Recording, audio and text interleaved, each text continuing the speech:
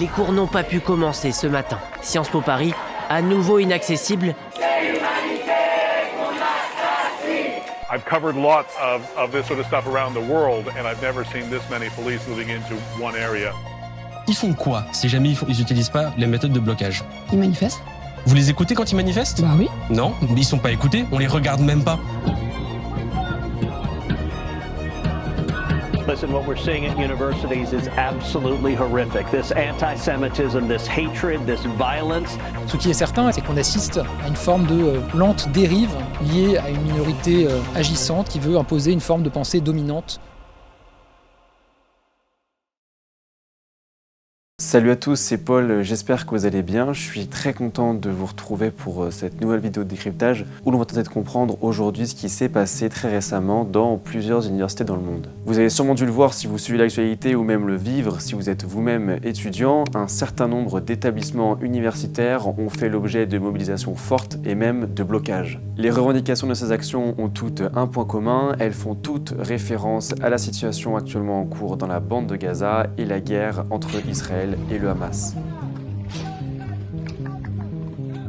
Mais c'est surtout au mois d'avril et de mai que les choses se sont particulièrement accélérées avec des actions communes prises par les étudiants mais également les professeurs ou les chercheurs ainsi que de nombreuses prises de position politiques et inévitablement des déclarations plus ou moins fondées qui ont surgi.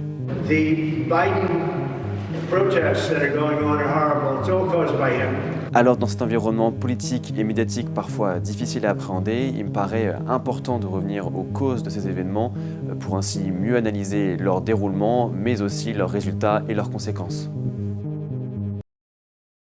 Le 17 avril, des étudiants de l'université de Columbia à New York installent des tentes sur les pelouses de leur campus. Peu à peu, une réelle mobilisation se met en place et leurs revendications sont claires, la fin du conflit actuellement en cours à Gaza, mais également que leur institution rompe toute relation avec l'État d'Israël. Au même moment, Minouche Shafik, président de Columbia, comparaît devant le Congrès américain dans le cadre d'auditions concernant des cas d'antisémitisme sur le campus new-yorkais. Columbia strives to be a community free of discrimination and hate in all its forms, and we condemn the anti-Semitism that is so pervasive today. And Dr. Shafik, you realize that at some of these events, the slurs and the chants have been F the Jews, death to Jews, F Israel. La deuxième femme que vous voyez là, elle s'appelle Elise Stefanik, elle est élue républicaine et l'une des principaux alliés de Donald Trump dans la campagne présidentielle américaine actuellement en cours. Durant cette audition, elle va assez violemment attaquer Minouche Shafik sur sa capacité à correctement gouverner l'université de Columbia. You don't think those are anti-Jewish? Completely anti-Jewish. Completely unacceptable. So you changed your testimony on that Horrible. issue as well? So there have been anti-Jewish protests? I didn't get to finish my sentence, so what I was going to say was there were protests that were called That's not what you were asked. You were asked, were there any anti-Jewish protests? And you said no. En réponse, Minouche Shafik va déclarer que cette manifestation, pourtant pacifique, représente un danger clair et immédiat pour le fonctionnement substantiel de l'université. Le lendemain, la directrice appelle la police de New York qui interpelle une centaine d'étudiants mobilisés. De nombreux cours sont suspendus et la traditionnelle cérémonie de diplôme est annulée. Une telle intervention policière n'avait pas eu lieu au sein de l'université depuis mai 1968. Et c'est cet événement précis qui a marqué le début d'un bras de fer très médiatisé entre étudiants et administration, se propageant même très rapidement à l'échelle nationale et puis internationale ensuite. En effet, d'autres universités aux États-Unis vont rapidement connaître des protestations similaires. Au Texas, où des dizaines d'interpellations ont eu lieu, mais aussi à Berkeley, Harvard, Yale, Vanderbilt, dans le Tennessee, où 3 étudiants qui manifestaient ont même été renvoyés de l'établissement, ou encore l'Université de Californie à Los Angeles, qui s'est particulièrement distinguée par sa violence entre manifestants et démontrant une division au sein même de la communauté étudiante.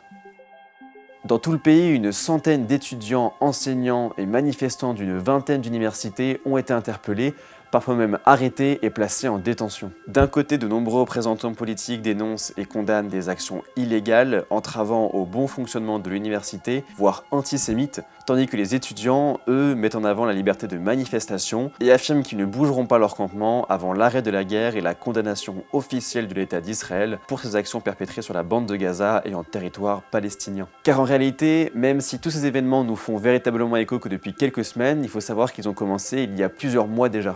Début novembre, à l'université de Brown dans l'état du Rhode Island, des membres du collectif Jews for Ceasefire Now sont arrêtés pour avoir occupé le bureau présidentiel de l'établissement.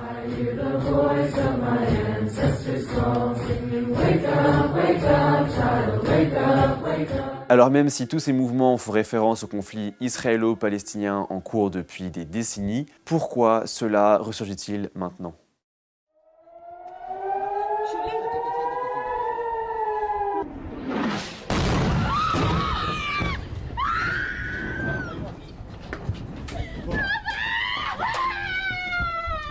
Le 7 octobre 2023, à l'aube, en plein Shabbat, un déluge de roquettes s'abat sur Israël depuis Gaza. Très rapidement, des centaines de combattants du Hamas, un mouvement islamiste et nationaliste palestinien classé organisation terroriste par les États-Unis, l'Union européenne et Israël, s'infiltrent par la mer, la terre et les airs, semant la terreur dans de nombreux villages occupés par les Israéliens et massacrant de manière presque systématique hommes, femmes, enfants et personnes âgées. Au total, selon les autorités israéliennes, ce sont près de 1400 personnes qui sont tuées, principalement des civils israéliens, dont presque 300 festivaliers d'une rave party, alors en cours non loin de la frontière entre Israël et Gaza. Plus de 240 personnes, dont des touristes étrangers, sont pris en otage et emmenés. Très vite, le Premier ministre israélien, Benjamin Netanyahou, membre du Parti national conservateur, souvent qualifié d'extrême droite, prend la parole. אזרחי ישראל, אנחנו במלחמה, לא במבצע, לא בסבבים, במלחמה. À partir de ce moment-là, Israël déclare officiellement la guerre au Hamas et annonce son désir d'anéantissement du groupe terroriste implanté sur la bande de Gaza. Tsahal, l'armée nationale israélienne, décide donc de riposter par des bombardements massifs et des combats au sol. Et le 9 octobre, Israël annonce un siège complet de Gaza.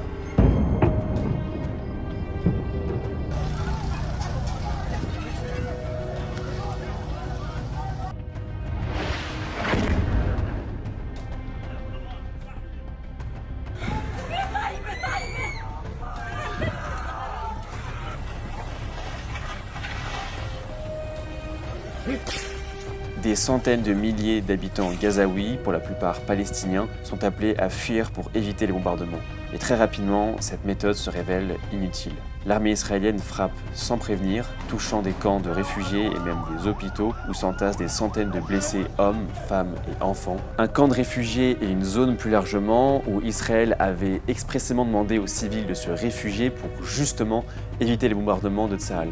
La situation sanitaire et humanitaire est catastrophique. Les livraisons d'électricité et de nourriture sont suspendues, l'approvisionnement en eau interrompu et les télécommunications coupées dans l'ensemble du territoire. Les convois de ravitaillement transitent au compte-gouttes par la terre depuis le sud à la frontière avec l'Égypte et depuis peu par la mer. The humanitarian system in Gaza is facing a total collapse with unimaginable consequences for more than 2 million civilians. The Secretary General welcomes the growing global consensus for a humanitarian pause in the conflict, and he repeats his call for a humanitarian ceasefire, the unconditional release of all hostages, and the delivery of life-saving supplies at the scale needed. Misery is growing by the minute. Without a fundamental change, the people of Gaza will face an unprecedented avalanche of human suffering. Everyone must assume their responsibilities. This is a moment of truth.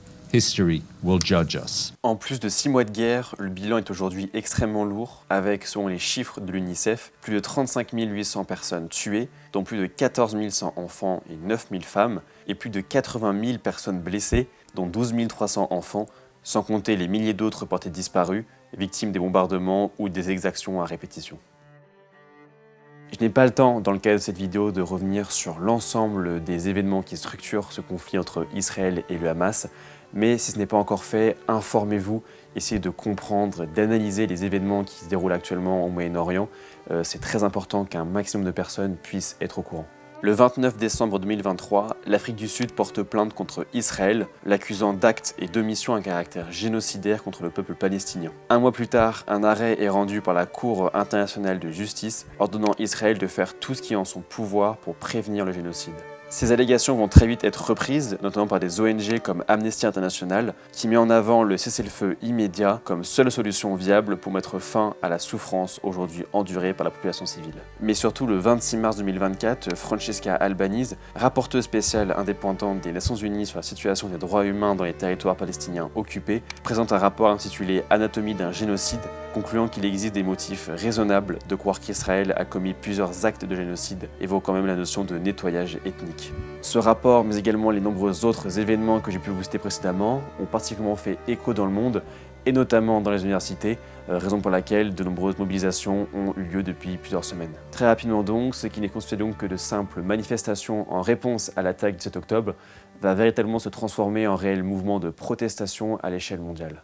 En Inde, des révoltes ont commencé à éclater à l'université Jawaharlal Nehru de Delhi, alors que l'ambassadeur américain était en visite sur le campus. En Allemagne, l'université libre de Berlin a été occupée par des activistes formant une chaîne humaine autour de leur tente pour ne pas se faire déloger par la police. Ces élans de mobilisation ont également touché des villes comme Séoul, en Corée du Sud, Londres, Beyrouth au Liban, ou encore l'Australie, où 7 campements ont été recensés partout dans le pays. En Suède, malgré un gouvernement de droite soutenu par l'extrême droite critiquant toutes les mobilisations en faveur de la Palestine, une cinquantaine de chercheurs de l'université de Lund ont apporté leur soutien aux étudiants et le mouvement a également été soutenu par l'activiste Greta Thunberg. En Suisse, un pays où traditionnellement les mouvements de protestation dans les universités sont rarissimes, plusieurs campus se mobilisent, comme à Lausanne, Bâle ou Zurich. Enfin, des pays comme l'Italie ou l'Espagne sont au premier plan de la mobilisation, avec, on va le voir plus tard, des résultats concrets. De manière générale, les campus universitaires dans le monde ont été le théâtre d'un nombre croissant de mouvements étudiants, dont l'ampleur rappelle les manifestations contre la guerre du Vietnam et le racisme des années 1960, ainsi que le mouvement anti-apartheid des années 1980. Comme à l'époque, un même schéma semble se répéter, et une même indignation morale permet à ces révoltes de dépasser les frontières américaines, demandant toutes un cessez-le-feu à Gaza et un désengagement des universités envers les entreprises palestiniennes impliquées dans le conflit, notamment celles facilitant l'occupation des territoires palestiniens depuis des années.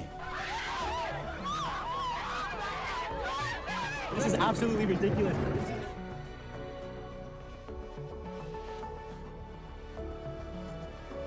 La France n'est pas exempte de ces contestations, loin de là. Et c'est Sciences Po qui constitue le point de convergence de toutes ces protestations étudiantes françaises. En avril, les étudiants de Sciences Po ont formulé 4 demandes à l'institution. Une assemblée ouverte à l'ensemble des étudiants et professeurs de tous les campus en France et à l'administration, une commission d'enquête sur les partenaires financiers et académiques en Israël en lien direct ou indirect avec le massacre de la population palestinienne, comme cela avait été d'ailleurs fait très rapidement avec les partenaires russes au moment du début de la guerre en Ukraine, la fin de la répression des étudiants se mobilisant pour la Palestine, et la reconnaissance par Sciences Po du risque plausible de génocide comme établi par la Cour de justice internationale. Mais encore aujourd'hui, seulement une demande a été partiellement prise en compte, celle de la réunion publique, mais ne respectant pas les conditions voulues par les étudiants. De plus, Sciences Po est accusée de poursuivre son partenariat avec une université israélienne, elle-même accusée de réaliser des projets d'extension illégaux en territoire palestinien. En effet, en 2024, l'université hébraïque de Jérusalem a fait transformer ce qui constituait auparavant des colonies israéliennes, acquises illégalement depuis 1978 dans les territoires de Jérusalem-Est, en grands logements étudiants. Même si ces extensions universitaires ne représentent qu'une toute petite partie de ces territoires volés par Israël à la Palestine, au regard du droit international, cela constitue toujours un acte illégal dénoncé par des ONG israéliennes et palestiniennes. Face à cela, les étudiants ont donc poursuivi leurs protestations, qu'ils voulaient pacifistes et universelles. 4 étudiants du campus de Reims et 7 du campus parisien ont également entamé une grève de la faim le 2 mai, et de nombreux campus délocalisés ont également été bloqués, notamment en période d'examen, comme c'était le cas à Reims, Menton ou au Havre. Ainsi, bien que Sciences Po fut une des dernières institutions à se mobiliser en mai 68, elle est bien l'une des premières en mai 2024. Et le mouvement continue de s'étendre dans le reste du pays, avec la Sorbonne qui a très rapidement rejoint les protestations, mais également d'autres universités et même quelques lycées partout en France. Cependant, un point qui distingue peut-être les mobilisations actuelles de celles passées est le déclin de la tolérance de l'administration envers la dissidence étudiante.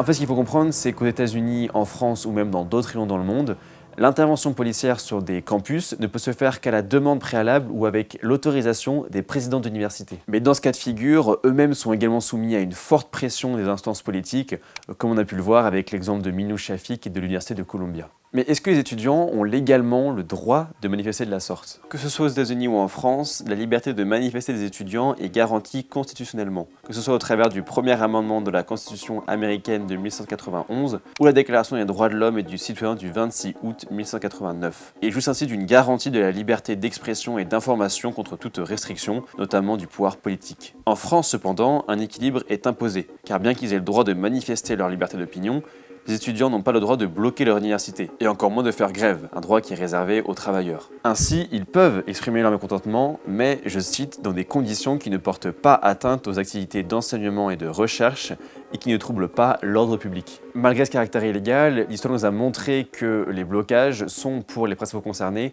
une des seules manières viables de correctement faire transmettre leurs revendications et messages, et des résultats concrets ont déjà été prouvés dans le passé, ce qui explique pourquoi cette méthode est toujours utilisée dans le cadre de ces mobilisations pour le peuple palestinien. De plus, les voix pro-palestiniennes ont fait l'objet d'un traitement de défaveur en France et dans le monde, et ont même subi une réelle campagne de désinformation. Regardez ce qui se passe à Sciences Po. J'étais tellement fière d'avoir fait cette école. Je peux vous dire qu'aujourd'hui, j'ai honte. And the problem is these administrators agree with the anti-Semites on the street, and so does the Biden White House. Regardez la pantalonnade Sciences Po. Oui. Quelle pantalonnade. Ah bon, vous virez ces étudiants. Vous les virez. Il y a quand même des relents d'antisionisme virulent. Il y a un oubli. Moi, j'ai vu... Antisionisme dit antisémitisme. Bah écoutez, oui, on va être honnête. L'on constate aussi, et c'est important de le dire, une intimidation croissante de la part d'étudiants juifs qui craignent de plus en plus pour leur sécurité et qui ne veulent plus revenir sur le campus pour étudier.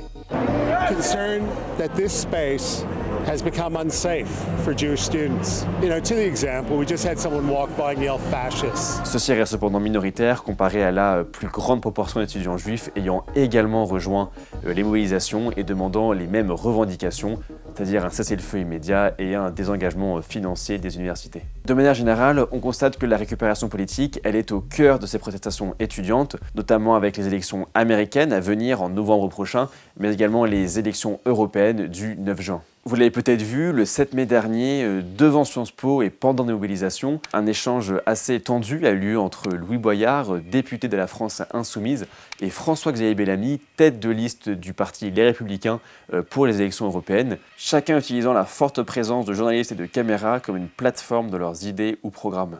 Ces étudiants vous ont partagé avec courage, mais si c'est la vérité, vous le savez très bien. Monsieur, qu'est-ce que vous chantez quand vous dites de la rivière à la mer? On demande l'égalité des droits pour les Palestiniens. Vous demandez la destruction de l'État d'Israël. Pas du tout, je suis en train de vous dire exactement de la rivière à la mer. Qu'est-ce que ça veut dire? Qu'est-ce que ça veut dire de la rivière à la mer? Mais il y a un autre point encore plus intéressant, ce sont les nombreux slogans et huées scandés par les étudiants pendant l'échange entre les deux politiciens. La démocratie, c'est ça, c'est des manifestations, c'est des désaccords. Et quand vous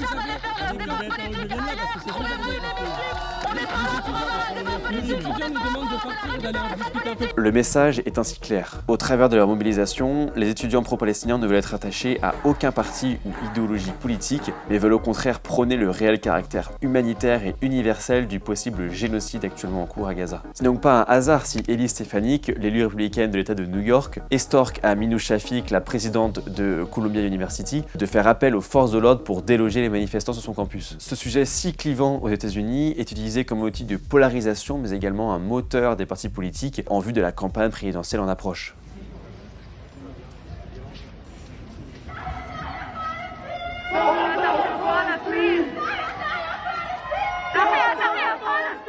La période d'examen, la fin d'année universitaire, mais également la fermeture décidée par les présidents de certaines universités dans le monde ont par endroits affaibli les protestations, notamment aux États-Unis et en France. Cependant, une telle vague de colère globale et simultanée permet de tirer certaines leçons de ce qui est actuellement en train de se dérouler dans le monde. Tout d'abord, il est clair qu'aujourd'hui, la guerre en cours entre Israël et le Hamas, et plus largement le conflit israélo-palestinien en cours depuis des décennies, s'exporte à l'international. Et un réel vent de protestation et de mobilisation se met aujourd'hui en place, bien au-delà du Moyen-Orient. Que ce soit dans les établissements universitaires, dans les rues, à l'Assemblée nationale ou au sein même d'Israël, de plus en plus de personnes prennent aujourd'hui position pour la cause palestinienne, et ce mouvement ne cesse de grandir de jour en jour. Et les crimes de guerre aujourd'hui commis par Israël passent de moins en moins inaperçus. Aujourd'hui, la pression est mise sur les dirigeants politiques pour prendre officiellement position contre l'État d'Israël, ou pour reconnaître officiellement l'État de Palestine, comme cela a été fait il y a quelques jours par l'Espagne, l'Irlande, la Norvège et 139 autres pays sur les 193 États membres de l'ONU, la France manquant encore à l'appel.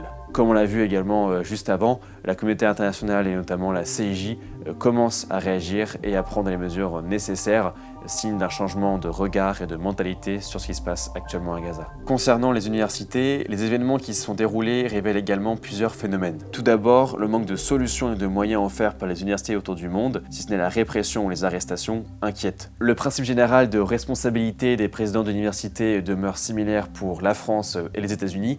Cependant, la crise qui secoue les campus américains met en lumière des enjeux spécifiques pour ce pays. Avant Minouche Shafik, de nombreux autres présidents d'universités ont également comparu devant le Congrès en raison de manifestations, sit-in ou appels au boycott d'Israël qui sont déroulés dans leurs établissements. C'est le cas de la présidente d'Harvard ou de celle de l'université de Pennsylvanie qui ont été contraintes à la démission suite à des accusations trop lourdes d'antisémitisme et de leur incapacité à correctement adresser ces mobilisations. Cette mise sous pression politique est grave et elle montre qu'aujourd'hui, les présidents d'université sont soumis à la fois aux exigences fédérales pour maintenir leur financement pour leur université, mais également à celle d'une autre entité qu'on appelle les donateurs. Cette vulnérabilité des libertés d'expression et académique met en avant une évolution de l'enseignement supérieur américain et de son modèle économique, et les universités, tant privées que publiques, doivent dorénavant concilier indépendance académique et attente des donateurs ou philanthropes. Ce modèle financier n'est pas exactement le même en France, même si ça n'empêche pas les pressions politiques d'arriver sur les établissements universitaires, comme en témoigne la récente coupure des fonds attribuée par la région Île-de-France par sa présidente Valérie Pécresse à Sampo Paris. Mais alors, quels sont les résultats concrets de ces mobilisations ? Malgré le caractère parfois illégal mais cependant pacifique, les blocages et autres protestations ont cependant montré une certaine efficacité, même si celle-ci reste cependant inégale selon les universités et les régions du monde. En effet, en ce qui concerne l'université de Columbia, Minouche Shafik a affirmé que l'université ne se désengagerait pas de ses investissements en Israël, ce qui marque une réelle défaite pour tous les étudiants et professeurs engagés dans les mobilisations. Mais dans l'université de Brown, là où tout a commencé en novembre 2023, l'administration a annoncé un accord passé avec ses étudiants. Un démantèlement du campement contre un vote de l'université en octobre prochain sur d'éventuels désinvestissements de sociétés qui rendent possible et profitent du génocide à Gaza. À Berkeley, les étudiants activistes ont obtenu de leur chancelier qu'ils soutiennent un cessez-le-feu à Gaza, une victoire donc historique. Cependant, aux États-Unis, aucune université n'a officiellement annoncé un désengagement financier immédiat, justifié selon le fait que les présidents d'université n'auraient pas la mainmise et l'influence sur les décisions d'investissement. Surtout, malgré le refus de nombreuses universités de dénoncer les bombardements israéliens et d'appeler à un cessez-le-feu, optant plutôt pour ce qu'ils appellent une neutralité institutionnelle, d'autres écoles ont tout de même sauté le pas, comme c'est le cas pour l'université de Wisconsin à Milwaukee ou le Evergreen State College, connu pour ses revendications étudiantes fortes. À l'international, les résultats sont eux aussi très variables. En Allemagne ou en Autriche, le contexte politique et social laisse également peu de place à la discussion, et la moindre critique contre la politique israélienne est rapidement assimilée à de l'antisémitisme, un sujet qui cristallise les débats dans ces pays. Ainsi, les mobilisations universitaires ont suscité de nombreuses réactions sévères, notamment de médias. De manière générale, c'est toute l'Europe centrale et orientale qui connaît ce climat extrêmement hostile à quelconque mobilisation en faveur de la Palestine, vu plutôt comme des mobilisations contre l'État d'Israël lui-même. En Europe du Nord cependant, les résultats sont bien différents, notamment en Norvège. Il faut savoir que le gouvernement social-démocrate a très tôt condamné les bombardements d'Israël à Gaza, ce qui laisse place à un contexte politique bien plus apte à la mobilisation. En ce sens, plusieurs universités ont répondu aux demandes des étudiants, et 5 d'entre elles ont décidé de suspendre toutes les collaborations en cours avec des universités israéliennes. L'Espagne connaît également un climat propice au changement. Les recteurs de l'ensemble des universités publiques et de plusieurs universités privées du pays ont notamment exprimé leur soutien aux revendications des manifestants et se sont engagés, dans un communiqué publié le 9 mai, à réviser leurs accords de collaboration avec les universités israéliennes si cela était nécessaire, ainsi qu'à intensifier le système de collaboration avec le système d'éducation supérieure palestinien. Enfin, l'exemple de Sciences Po est assez représentatif de l'état des mobilisations actuellement en France. Les négociations sont aujourd'hui au point mort et surtout très décevantes au regard des demandes des étudiants. Les multiples blocages et la forte médiatisation des mobilisations n'ont pas suffi pour faire prendre des décisions radicales à l'administration. Le 27 mai cependant, dans un communiqué transmis aux étudiants, le directeur de Sciences Po a demandé la conduite d'une mission de réflexion visant à établir une doctrine claire sur la situation actuellement en cours à Gaza, permettant ainsi de mettre en place une direction pour l'institution à l'aube de la rentrée prochaine, signe que peut-être tout ce qui a été entrepris ces dernières semaines fonctionne. Bon, pour tout vous dire, j'ai tourné cette vidéo il y a plusieurs mois maintenant, en juin précisément. Et avec la situation politique qu'on a connue en France cet été, ainsi que ma situation académique personnelle qui m'oblige malheureusement à faire des choix, j'ai dû repousser cette vidéo à la rentrée 2024. Alors, entre le moment où j'ai écrit cette vidéo et celui où je la sors, il s'est passé évidemment plusieurs choses, et ça me paraissait important de les mentionner avec vous rapidement pour que vous soyez à la page sur ce sujet. Tout d'abord, Minouche Shafik, la présidente de Columbia University dont on a longuement parlé durant cette vidéo, a présenté sa démission le mercredi 14 août, s'ajoutant donc à la longue liste des présidentes d'universités ayant quitté leur fonction pendant ou après les mobilisations en faveur de la Palestine. Alors les raisons de cette démission ne sont pas extrêmement claires. Minouche Shafik explique cependant dans un communiqué que la période mouvementée qu'a connue Columbia a eu, je cite, des conséquences considérables sur sa famille ainsi que sur d'autres membres de la communauté de l'université. Également en ce qui concerne Sciences Po Paris, le 22 juillet, donc au cours de l'été, 25 étudiants dont 7 du campus de Reims ayant participé aux mobilisations en faveur de la Palestine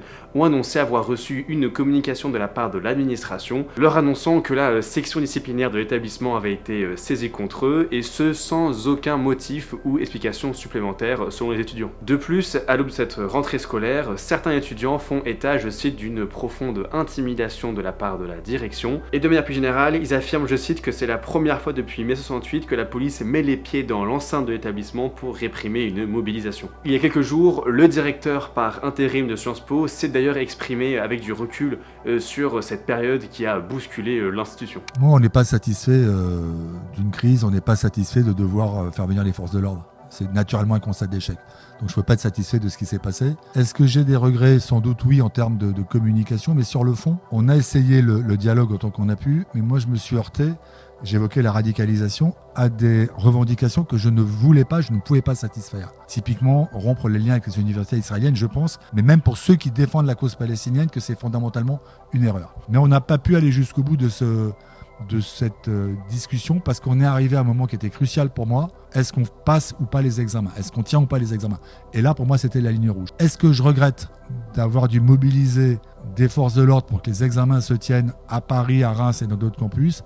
Je le regrette parce que c'est un échec, mais si c'était à refaire, je le referais. Enfin, on peut noter que ce 20 septembre, un nouveau directeur a été nommé à Sciences Po après la destitution du précédent en mars, donc avant le début des mobilisations pour la Palestine. Il s'agit de Luis Vassi, un énarque franco-uruguayen ayant appartenu à la même promotion que le président Emmanuel Macron. Reste donc à voir comment sera gérée l'après-mobilisation par ce nouveau directeur à Sciences Po dans les prochaines semaines et dans les prochains mois. Alors avec du recul et plusieurs mois après, on peut voir que l'impact des protestations pour la Palestine se fait tout de même sentir, notamment sur les directions des établissements universitaires dans le monde. Et clairement, on peut dire que les revendications ainsi que les moyens utilisés par les étudiants ont laissé une trace définitive sur la gestion et la médiatisation de cette crise. Ces événements dans les universités entre avril et mai nous ont montré une chose, qu'elles ne sont pas des cas à part comme peuvent l'affirmer certaines voix en défaveur des mobilisations, mais qu'elles représentent plutôt un mouvement étudiant entier et global affirmant tout des revendications similaires. Contrairement à certaines croyances, cette manière de protester n'est pas non plus unique en son genre. J'ai évoqué précédemment les manifestations contre l'apartheid ou la guerre du Vietnam. Toutes sont le symbole d'une jeunesse révoltée, en désaccord avec les décisions des classes dirigeantes et demandant des changements concrets. En France, il n'y a pas une année sans qu'il y ait des universités occupées, pour des raisons propres à l'établissement ou d'ordre plus national. Alors pourquoi le blocage d'une université pour la cause palestinienne est-il devenu soudain aussi choquant, alors qu'auparavant les mobilisations étudiantes n'ont pas suscité de telles condamnations?